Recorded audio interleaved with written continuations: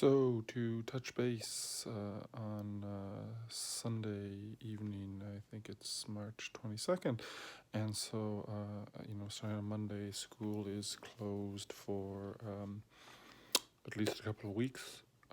Hope everyone's staying safe and that they are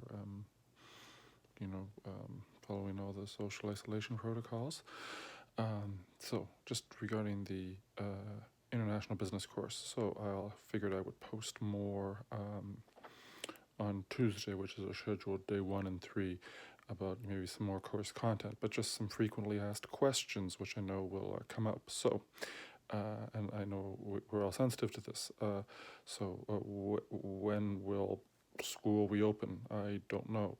The school board, the Ministry of Education have to determine that. Will there be an exam? Yeah, I mean, I assume there will be. I mean, I've never had this happen before, but that we'll be back in school before then. That's my plan. So all of the content is out there. So there's, it's sort of on pause at the moment, but I think you should review it. Keep reading. I'll focus something on chapter 1 of Unit 3 on Tuesday, but keep reviewing it, because plan as if there's going to be an exam. What about our marks? So before the March break, I calculated all of the marks, and so they're posted, which is of no use to us. So if you need your mark, you can email me. I can tell you what the mark that will be on your April report card. It's going to include our culminating. It's going to include our, everything we've done up until the end of Unit 2.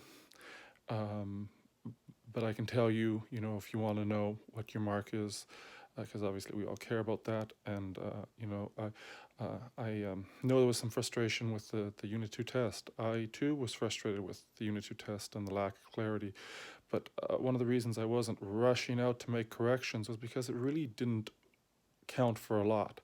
And in fact, what I did was even lower the weight further, so that a couple of the spelling mistakes, just take that as a lesson to always proofread carefully. And after proofreading carefully, proofread a second time.